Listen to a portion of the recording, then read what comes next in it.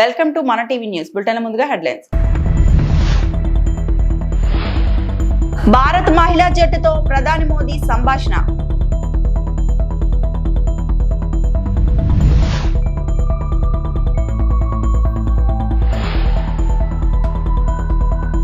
పవన్ కళ్యాణ్ చొరవ, గూడెంలో తొలిసారి విద్యుత్ వెలుగులు.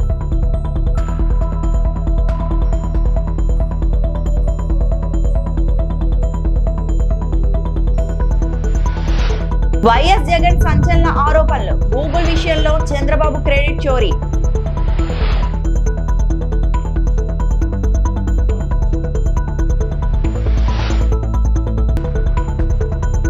మరో బస్సు ప్రమాదం. రన్నింగ్ బస్సులో మంటలు. త్రుటిలో తప్పించుకున్న ప్రయాణికులు.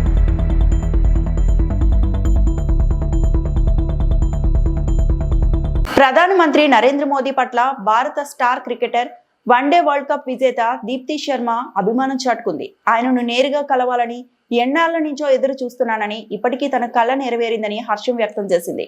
కాగా ఐసీసీ మహిళల వన్డే ప్రపంచ కప్ 2025లో విజేతగా నిలిచిన భారత జట్టు బుధవారం ప్రధాని నరేంద్ర మోడీని మర్యాదపూర్వకంగా కలిసింది. సరదాగా ముచ్చటించిన మోదీ ఈ సందర్భంగా విజయవంతమైన ఈ ప్రపంచ కప్ ప్రయాణంలో ఎదురైన సవాళ్లను అధిగమించి తొలిసారి విశ్వ విజేతగా నిలిచిన హర్మన్ ప్రీత్ కౌర్ నేతృత్వంలో జట్టును మోదీ అభినందించారు. ప్రధాని కేవలం ఒక ఫోటో, 2 ముక్కల ప్రశంసకి పరిమితం కాకుండా ప్లేయర్లందరితో కలిసి కూర్చొని సరదాగా ముచ్చటించారు. Thank you very much. We feel honored and privileged coming here. Just एक कैंपेन के बारे में बताऊंगा जो इन्होंने कमाल कर दिया, इन लड़कियों ने, देश की बेटियों ने कमाल कर दिया. 2 साल से लगे हैं सर. मेहनत इतनी की है, कमाल की मेहनत की है इन्होंने. हर प्रैक्टिस सेशन में उतनी ही इंटेंसिटी से खेले, हर प्रैक्टिस सेशन में उतनी ही एनर्जी से उतरे ग्राउंड में. यही कहूँगा कि इनकी मेहनत रंग लाई. सर, मुझे अभी भी याद है कि जब हम 2017 में आपको मिले थे, उस टाइम हम ट्रॉफ़ी के साथ नहीं आए थे, लेकिन ये हमारे लिए बहुत ऑनर की बात है कि इस बार हम आपको जिसके लिए हम इतने सालों से मेहनत कर रहे हैं वो ट्रॉफ़ी यहाँ पे लेकर आ पाए, और आपने आज हमारी खुशी वो 2 गुना और ज़्यादा बढ़ा दी है, और हमारे लिए ये बहुत ऑनर की बात है. और अभी हमारा यही एम है कि हम फ्यूचर में आपको बार बार मिले और बार बार आपके साथ टीम के साथ फ़ोटोज़ खिंचाते रहे. नहीं, सचमुच में आप लोगों ने बहुत बड़ा काम किया है, और भारत में क्रिकेट एक खेल नहीं है, एक प्रकार से भारत के लोगों की जिंदगी बन गया है. और क्रिकेट में अच्छा होता है तो भारत अच्छा फील करता है, और क्रिकेट में थोड़ा सा भी इधर होगा तो पूरा भारत हिल जाता है. आपको भी जब 3 मैच लगातार हारे तो जो ट्रोलिंग सेना है. గూడెం నడుబొడ్డున విద్యుత్ దీపం ప్రకాశించింది. స్వాతంత్రం తర్వాత అల్లూరి జిల్లా అనంతగిరి మండలం గూడెం గ్రామంలో తొలిసారి విద్యుత్ వెలుగులు. ఉప ముఖ్యమంత్రి పవన్ కళ్యాణ్ ప్రత్యేక శ్రద్ధతో 17 గిరిజన కుటుంబాల జీవితాల్లో కొత్త వెలుగులు ప్రసరించాయి. గిరిశిఖర గ్రామం కంటే 9.6 కిలోమీటర్ల ఎత్తులో 217 విద్యుత్ స్తంభాలు 17 కుటుంబాలతో ఉన్నాయి. సౌర పవన విద్యుత్ ద్వారా హైబ్రిడ్ మోడల్లో విద్యుత్ సరఫరా, ప్రతి ఇంటికి 5 బల్బులు, 1 ఫ్యాన్ సెటప్ ఉన్నాయి. గ్రామస్తులు ఆనందంతో తమ కృతజ్ఞతలు తెలిపారు.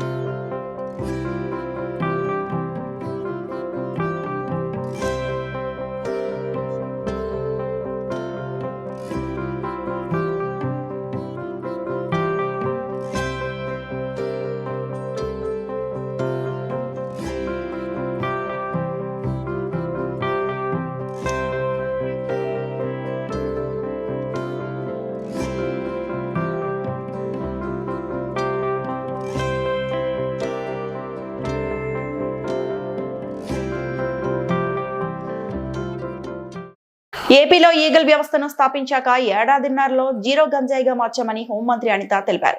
మంగళగిరిలో నిర్వహించిన మీడియా సమావేశంలో ఆమె మాట్లాడారు. డ్రగ్స్ వద్దు బ్రో అనే నినాదాన్ని స్కూల్ స్థాయిలోకి తీసుకెళ్తున్నట్లు చెప్పారు. గతంలో గంజాయికి బానిసగా మారిన పిల్లలను చూసి తల్లిదండ్రులు తల్లడిల్లిపోయారన్నారు. యువత భవిష్యత్తుకు భరోసా కల్పించాలనే ఈగల్ వ్యవస్థను తీసుకొచ్చినట్లు వివరించారు. డ్రగ్స్ వల్ల వచ్చే అనర్థాలు కేసుల్లో ఇరుక్కుంటే వచ్చే నష్టాలేంటో అవగాహన కల్పిస్తున్నాం. యువత భవిష్యత్తుపై మాట్లాడే హక్కు జగన్ కి లేదు. డ్రగ్స్ దందా చేసిన వాళ్లకు ఆయన ఒత్తాసు పలుకుతున్నారా? మాదక ద్రవ్య కేసులో అడ్డంగా దొరికిన కొండారెడ్డి నేతృత్వంలో జగన్ శిక్షణ కార్యక్రమాల అతడిని పార్టీ నుంచి సస్పెండ్ చేయకుండా విద్యార్థులతో సమావేశాల 2019-24 మధ్య దేశంలో గంజాయి ఎక్కడ దొరికినా దాని మూలాలు ఏపీలో ఉన్నాయని చెప్పుకునే పరిస్థితి. అన్నపూర్ణ ఆంధ్రప్రదేశ్ గా ఉన్న రాష్ట్రాన్ని గంజాయి ఆంధ్రప్రదేశ్ గా మార్చిన ఘనత జగన్ది. స్కూల్ పిల్లల బ్యాగ్ లోకి కూడా దాన్ని చేర్చిన ఘనత ఆయనది. డ్రగ్స్ గంజాయిపై వైకాపా హయాంలో ఒక్క సమీక్ష అయినా చేశారా? కానీ సీఎం చంద్రబాబు దీని నిర్మూలనకు 6 మంత్రులతో ఒక సబ్ కమిటీని ఏర్పాటు చేశారు అని అనిత తెలిపారు. ఈరోజు ఎన్డీఏ కూటమి ముందుకెళ్తూ పనిచేస్తున్న సందర్భం కూడా మీ అందరికీ తెలుసు. దానిలోంచి పుట్టుకొచ్చిందే ఈగల్ వ్యవస్థ. ఆ ఈగల్ వ్యవస్థని ఈరోజు స్థాపించిన తర్వాత సుమారుగా 1.5 సంవత్సరం కాలంలోని ప్రత్యేకంగా మేము చెప్పుకోదగ్గది, మేమందరం కూడా గర్వించదగ్గది, గాంజా ఏదైతే కల్టివేషన్లో జీరో గాంజా కల్టివేషన్ తీసుకురాగలిగే పరిస్థితి ఈరోజు వచ్చిందంటే ఈరోజు ప్రజలు, అదేవిధంగా ఈగల్ సంస్థ, అదేవిధంగా ఈరోజు గౌరవ ముఖ్యమంత్రి గారు డైరెక్షన్ అన్నీ కూడా ప్రాపర్ వేలో పనిచేసి డ్రగ్స్ వద్దు బ్రో అనే నినాదాన్ని స్కూల్ స్థాయిలోకి కూడా తీసుకెళ్ళగలుగుతున్నామంటే ఇది ఒక మా పనితనానికి ఒక నిదర్శనం కింద భావించవచ్చు. ఆ జగన్మోహన్ రెడ్డి పరిస్థితి ఎలా ఉంది అంటే, వాళ్ళ తాలూకా మాఫియా పరిస్థితి ఎలా ఉంది అంటే, మా ప్రభుత్వం డ్రగ్స్ వద్దు బ్రో అంటే వాళ్ళు కాళ్ళు ముందుకొచ్చి డ్రగ్స్ తీసుకో బ్రో అనే పరిస్థితిలో ఈరోజు వచ్చారంటే నిజంగా సిగ్గుపడే పరిస్థితి. నేను ఎందుకు ఈ సందర్భంలో మాట్లాడుతున్నానంటే, ఈ సందర్భంలో నేను మాట్లాడాలి కాబట్టి ఈరోజు నేను మాట్లాడడానికి వచ్చాను. ఎందుకంటే ఈరోజు ఒక అర్హత లేని వ్యక్తి, ఒక యువత భవిష్యత్తు గురించి మాట్లాడే అర్హత లేని వ్యక్తి, యువతని ఎలాగ ముందుకు తీసుకెళ్ళాలని అంశం మీద మాట్లాడడానికి అర్హత లేని వ్యక్తి జగన్మోహన్ రెడ్డి వాళ్ళ విద్యార్థి విభాగాన్ని కొంతమందిని యువతిని కలిసి ఈరోజు కూర్చోబెట్టి ఒక ట్రైనింగ్ ప్రోగ్రామ్ ఏదో పెట్టాడంట. అసలు ఆ ట్రైనింగ్ పెట్టేదానికి నీకు అసలు అర్హత ఉందా అని నేను జగన్మోహన్ రెడ్డిని అడుగుతున్నా. ఆ పులివెందుల ఎమ్మెల్యేకి కనీసం అర్హత ఉందా అని నేను అడుగుతున్నా. ఎందుకంటే నీ విద్యార్థి విభాగం నాయకుడు కొండారెడ్డి వైజాగ్లో ఏయూలో ఎంబీఏ చేస్తూ ఈ డ్రగ్స్ని దాందాగా చేస్తూ మొన్న ఈగల్కి టాస్క్ ఫోర్స్ డిపార్ట్మెంట్కి పట్టుబడిన సంగతి జగన్మోహన్ రెడ్డికి తెలీదా? జగన్మోహన్ రెడ్డికి తెలియకుండానే జరిగిందా? ఆ కొండారెడ్డి విద్యార్థి విభాగం అధ్యక్షుడు కాదా? ఆ కొండారెడ్డి అన్న వ్యక్తి విశాఖపట్నంలో గూగుల్ డేటా సెంటర్ విషయంలో కూటమి సర్కార్ వైసీపీ మధ్య మాటల యుద్ధం నడుస్తూనే ఉంది.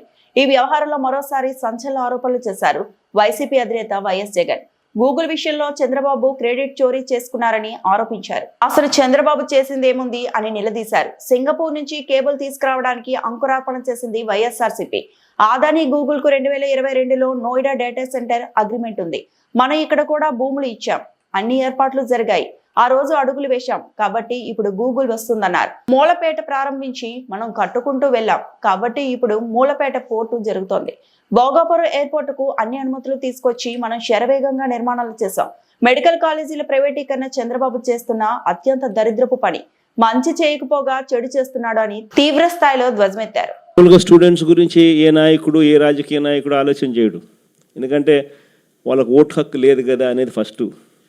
కానీ వాళ్ళే రేపొద్దున భవిష్యత్తు అనే ఆలోచన చేయగలిగిన వాడు మాత్రమే రాజకీయ నాయకుడు కాదు, లీడర్ అవుతాడు.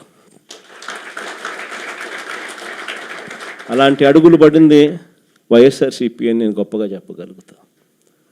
కాకినాడ పోర్ట్ ఒకటి, ప్రైవేట్ పోర్ట్లో ఇంకోటి డెవలప్ చేశాం. మొత్తం 4 పోర్ట్లు, 10 ఫిషింగ్ హార్బర్లు, 6 ఫిష్ ల్యాండింగ్ సెంటర్స్. అంటే పోర్ట్ లెడ్ ఎకానమీని అడుగులు వేగంగా ముందుకు ఇచ్చగలిగాం. గూగుల్కి సంబంధించి క్లారిఫికేషన్, చంద్రబాబు నాయుడు అనే వ్యక్తి ఏ రకంగా క్రెడిట్ చోరీ చేస్తాడు అనేది కూడా చెప్పింటే, డేటా సెంటర్ అనే దానికి ఫస్ట్ ఆఫ్ ఆల్ డేటా విశాఖపట్నంకు రావాలా కదా, వస్తేనే కదా డేటా సెంటర్ అనేది వచ్చేది. ఆ డేటా అనేది సింగపూర్ నుంచి కేబుల్ తీసుకొచ్చేదానికి అంకురార్పణ చేసింది వైఎస్ఆర్సీపీ ప్రభుత్వంలో జరిగింది. కాబట్టి వైఎస్ఆర్సీపీ ప్రభుత్వంలో 300 మెగావాట్లకు సంబంధించి డేటా సెంటర్కు శంకుస్థాపన చేశాం. అదానికి గూగుల్కు ఆ రోజుల్లోనే 2022లోనే నోయిడాలో గూగుల్తో కలిపి నోయిడాలో already data center Adani already కట్టాడు. దానికి సంబంధించి శంకుస్థాపన 2023లో జరిగింది. తర్వాత సింగపూర్ గవర్నమెంట్కు 2020 శంకుస్థాపన చేసిన రోజే తర్వాత 3-4 నెలలకే 2022లోనే సింగపూర్ గవర్నమెంట్కి లేఖ కూడా రాసినాం. కేబుల్ అక్కడి నుంచి వచ్చేదానికి మాకు ఫెసిలిటేట్ చేయండి అని. అవన్నీ జరిగితే ఈరోజు గూగుల్ వస్తూ ఉందాం. డేటా సెంటర్లో అసలు కట్టాలి అని అంటే ఫస్ట్ డేటా రావడానికి కేబుల్ కావాలి కదా. ఇవన్నీ అప్పుడు మనం చేసాం కాబట్టి ఇప్పుడు వస్తూ ఉంది. ఆ రోజు నుంచి చూస్తే విశాఖపట్నంలో డెవలప్మెంట్ అనేది ఆ రోజు అడుగులు మనం వేసాం కాబట్టి ఈరోజు గూగుల్ వస్తూ ఉంది. ఆ రోజు మనం మూలపేట పోర్టు మనం 30% కంప్లీట్ చేసాం కాబట్టి ఈరోజు మూలపేటలో పోర్టు కంప్లీట్ అయ్యే పరిస్థితిలోకి వస్తూ ఉంది. ఆ రోజు భోగాపురం ఎయిర్పోర్ట్కు 900 కోట్లు ల్యాండ్ అక్విజిషన్కి మనం ఖర్చు చేసినాం. R&R ల్యాండ్ అక్విజిషన్ 900 కోట్లు ఖర్చు చేసి భోగాపురం ఎయిర్పోర్ట్కు ఫౌండేషన్ స్టోన్ వేసి దాదాపు 30% కంప్లీట్ చేసినాం. అన్ని పర్మిషన్లు తీసుకొచ్చి ఇచ్చి మనం చేసాం కాబట్టి అది కంప్లీట్ అవుతుంది. ఈరోజు నిజంగా చంద్రబాబు నాయుడు చూస్తే అన్ని రివర్స్గానే కనిపిస్తూ ఉండే. మెడికల్ కాలేజీలు అన్నిటికన్నా నిజంగా చాలా అతి దరిద్రమైన పని చంద్రబాబు నాయుడు ఏదైనా చేస్తూ ఉన్నాడంటే ఇది అతి దరిద్రమైన పని. నిజంగా అసలు మంచి చేయకపోతే చేయకపోయి కనీసం చెడు చేయడం అన్న దానికి మనకి ఇంతకన్నా దరిద్రం ఏదైనా ఉంటుందో నాకు అర్థం కాదు అసలు. ఎందుకనంటే నువ్వు కట్టిందిలా రాష్ట్రం ఏర్పడినప్పటి నుంచి ఇప్పటిదాకా 1923 1923 నుంచి 2019 దాకా అంటే మన ప్రభుత్వం వచ్చేదాకా రాష్ట్రంలో ఉన్న మొత్తం మెడికల్ కాలేజీలు ఎన్ని అంటే 12. గవర్నమెంట్ రంగంలో ఉన్న మొత్తం మెడికల్ కాలేజీలు ఎన్ని అని అంటే 12. డాక్టర్ బిఆర్ అంబేద్కర్ కోనసీమ జిల్లా రామచంద్రపురం పట్టణంలో సిర్రా రంజిత ఉరివేసుకుని మృతి చెందిన సంఘటన రామచంద్రపురంలో కలవరం పుట్టిస్తుంది. ఒక ప్రైవేటు భాష్యం స్కూల్లో 5వ తరగతి చదువుతుంది. పోలీసులు వివరాలకు వెళ్తే స్కూల్ అయిన వెంటనే ఇంటికి వచ్చింది. తల్లి కాకినాడ ఏరియా హాస్పిటల్లో స్టాఫ్ నర్స్గా పనిచేస్తుంది. తండ్రి బెంగళూరులో ఒక సాఫ్ట్వేర్ కంపెనీలో ఉద్యోగం చేస్తున్నారు. పోలీసులు వివరాల్లోకి వెళ్తే వారు అద్దెకు ఉన్న ఇంట్లో ఫ్యాన్కు చున్నీ ఉరివేసుకొని చనిపోయింది.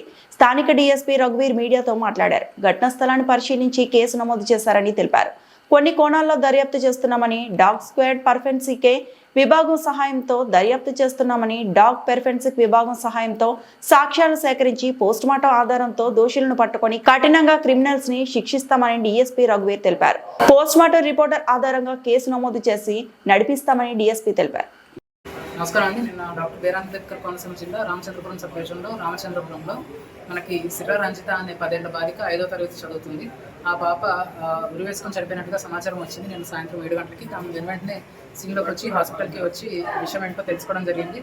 ఆ తర్వాత సీన్ ఆఫ్ అఫెన్స్ అంటే ఇంటికి వెళ్ళి పలు వ్యక్తుల్ని విచారించి ఏం జరిగింది అని తెలుసుకోవడం జరిగింది. తల్లి చెప్పడం దాని ప్రకారం అయితే నిన్న సాయంత్రం 4:40కి తల్లి కాకినాడలో ఉండగా పాప స్కూల్ నుంచి వచ్చిన తర్వాత పాపతో ఫోన్లో మాట్లాడడం జరిగింది. నేను ఇలా కాకినాడకి వచ్చాను, తొందరగా తిరిగి వచ్చేస్తానని మాట్లాడడం జరిగింది. అప్పుడు పాప బాగానే మాట్లాడింది. 4:40 నిమిషాలకి 6:30 గంటలకి తల్లి ఇంటికి వచ్చి చూసే సమయానికి డోర్ ఎవరో తెరవకపోవడంతో చుట్టుపక్కల ఉన్న వాళ్ళని పిలిచి డోర్ ఓపెన్ చేసి చూసేసరికి లోపల బెడ్రూమ్లో పాప ఫ్యాన్కి ఉరివేసుకొని ఉండడం కనిపించింది.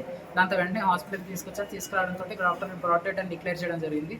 దీంట్లో నిన్ననే కేసు రిజిస్టర్ చేసి సమగ్రంగా ఇది హోమిసైడా లేదంటే సూసైడా లేదంటే ఎలా జరిగి ఉండొచ్చు, ఈ 4:40 నిమిషాల్లో నుంచి 4:40 నిమిషాల నుంచి 6:30 మధ్యలో సాయంత్రం ఏం జరిగింది అనే విషయం తెలుసుకోవడం కొరకు ఇన్వెస్టిగేషన్ సమగ్రంగా జరుగుతుంది. వాళ్ళు కొంతమంది మీద అనుమానం వ్యక్తం చేయడం జరిగింది. వాళ్ళని కస్టడీలోకి తీసుకుని వాళ్ళని కూడా ఎగ్జామిన్ చేయడం జరుగుతుంది. స్కూల్ యాజమాన్యాన్ని కూడా ప్రశ్నించడం జరిగింది. మరి ఆటో వాళ్ళని కూడా ప్రశ్నించడం జరిగింది. ఇంకా ఏదైనా హోమిసైడా సూసైడా అని తెలుసుకునే క్రమంలో పోస్ట్ మార్టం ఈరోజు కంప్లీట్ అయింది. స్వాబ్ శాంపుల్స్ కానీ పాప స్కిన్ శాంపుల్స్ కానీ అన్ని శాంపుల్స్ మనం సేకరించి ఎఫ్ఎస్ఎల్కి పంపించడం కూడా జరుగుతుంది.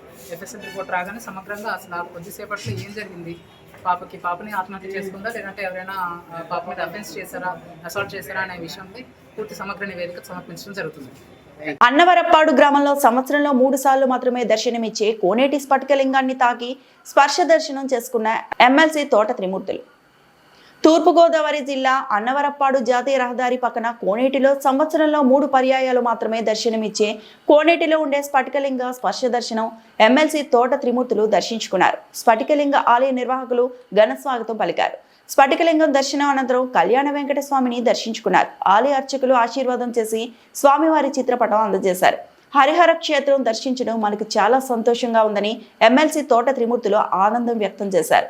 స్ఫటికలింగాన్ని ఏర్పాటు చేసి భక్తులకు సౌకర్యాలు కల్పిస్తున్న బోడిశెట్టి రామకృష్ణ దంపతులను అభినందించారు.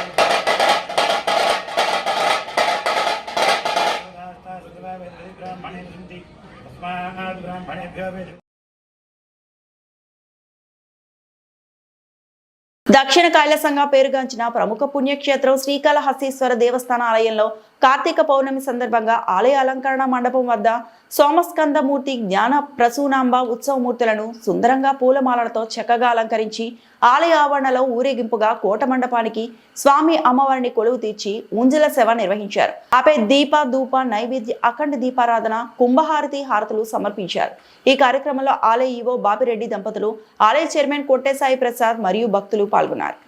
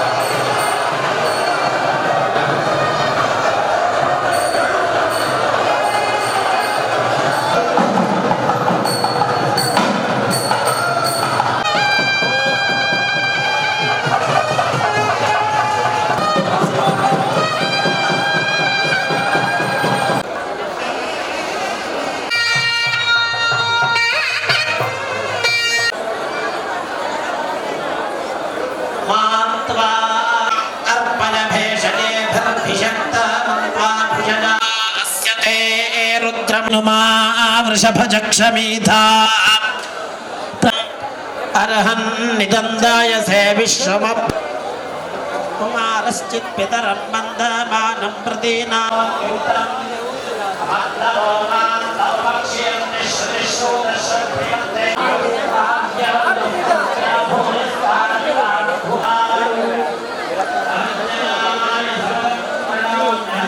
గోత్రమిదం గోవిదం వజ్రబాహుం జయంతమస్మా సహోజా చైత్రమింద్రరథమాతిష్టలోవితో అభిగోత్రాన్ని సహసాగాహమానో శరవేషో ఉద్ధర్షయమఘవన్నాయుధాన్యుత్సత్వనాం మగానాం మహాగాదయామి సోమస్త్వరాజా గురోర్వరీహో వరివస్తే అస్తు జయంతరా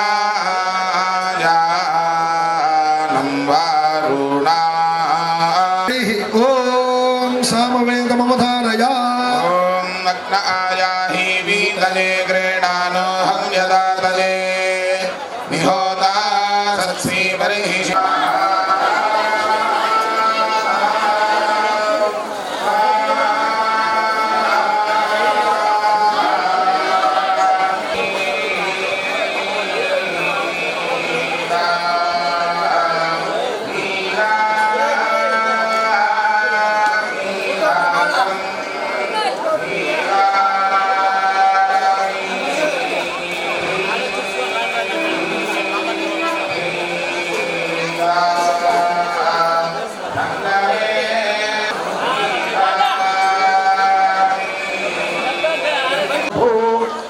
यानि मनुरवृणीता पितानुस्ताशञ्चयो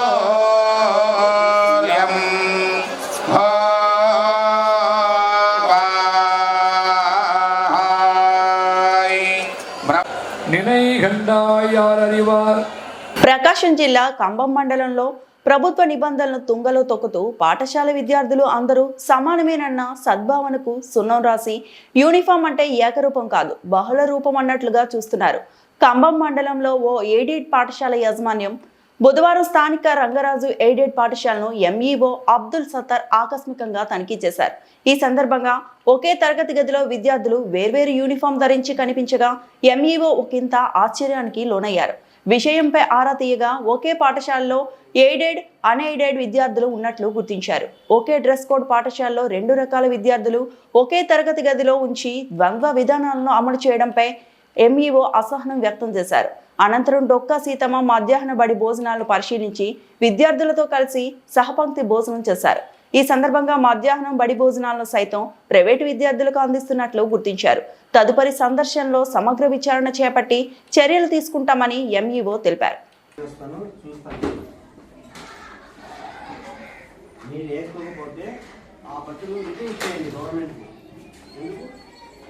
మీరు ఉపయోగిస్తే ఉపయోగించుకోవాలి, అలాంటి ఏం చేయాలా? అవసరం ఉన్న వాళ్ళకి ఇచ్చేస్తాం. మీకే లేదా? మీరందరూ ఇంగ్లీష్ లేదా? నువ్వు మీకే లేదా? సరే, ఓన్లీ యూనిఫామ్ లేదా లేదంటే టెక్స్ట్ సరిగ్గా లేదా? ఏమి లేదా? తెలుగు మీడియమా? ఇచ్చారా? ఏమి ఇచ్చారు? మరి ఎందుకు వేస్తున్నారు? అంటే 2, ఫ్రై అంటే 3, టెట్రా అంటే పెంటా అంటే తెలుసుగా, ఇవన్నీ లాటిన్ వర్డ్స్. దాంతోనే ఇది యూనిఫామ్ అనేది ఒకటి వచ్చింది. అంటే ఒకే ఫామ్లో ఉండాలి కదా. దానికోసమే గవర్నమెంట్ ఏం చేస్తుందంటే డబ్బులు ఖర్చు చేసి మీ అందరికీ యూనిఫామ్ కుట్టిస్తుంది. ఇస్తుంది, మీరు వేసుకొని వస్తున్నారు కదా. మరి ఇది ఎయిడెడ్ స్కూల్ కాబట్టి, ఎయిడెడ్ అంటే ఏంటి? ఇది ఒక గవర్నమెంట్ తరఫున మీకు సహకారం, ఆర్థిక సహకారం ఇస్తున్నారు. మీరు ఆర్థిక సహకారం ఇచ్చేటప్పుడు అన్ని ఫెసిలిటీస్ అంటే యూనిఫామ్స్ కానీ టెక్స్ట్ బుక్స్ అన్నీ మీకు సప్లై కాబడుతున్నాయి. కాబట్టి మీరందరూ వచ్చేసి యూనిఫామ్ కూడా ఒకటే వేసుకోవాలి కదా. రెండో యూనిఫామ్ ఉండకూడదు. రెండవ యూనిఫామ్ అంటే ఈ క్లాస్ రూమ్లో ఉండకూడదు. వేరే క్లాసు వేరే సెక్షన్లో అన్ని సెపరేట్ చేసుకోండి. సో ఈ క్లాస్ రూమ్లో ఇది గవర్నమెంట్ ఎయిడెడ్ క్లాస్ రూమ్ అంటే ఓన్లీ ఒకే యూనిఫామ్ ఉండాలి. లేకపోతే ఏదన్నా ఈరోజు బాగలేదు సివిల్ డ్రెస్ వేసుకొని వస్తే నో ప్రాబ్లం. సివిల్ డ్రెస్ వేసుకొని వస్తే అది ఏదో సామాన్లు చూసుకుంటారు, ఒకరోజు వేసుకొని వచ్చారు, నెక్స్ట్ డే మళ్ళీ అదే యూనిఫామ్ వేసుకున్నారు. కానీ ఇట్లా వెల్ యూనిఫామ్ అనేది it's not the concept of uniform అనేది అర్థమైంది నాకు. Okay, please follow. చెప్తారు ఏమన్నా చెప్పగలరా? What the meaning of uniform చెప్పుకోండి. చెప్పు. అందరూ ఓకే, మీ అందరూ సమానము. ఓకే, ఇంకా ఏమన్నా చెప్పేవాళ్ళు?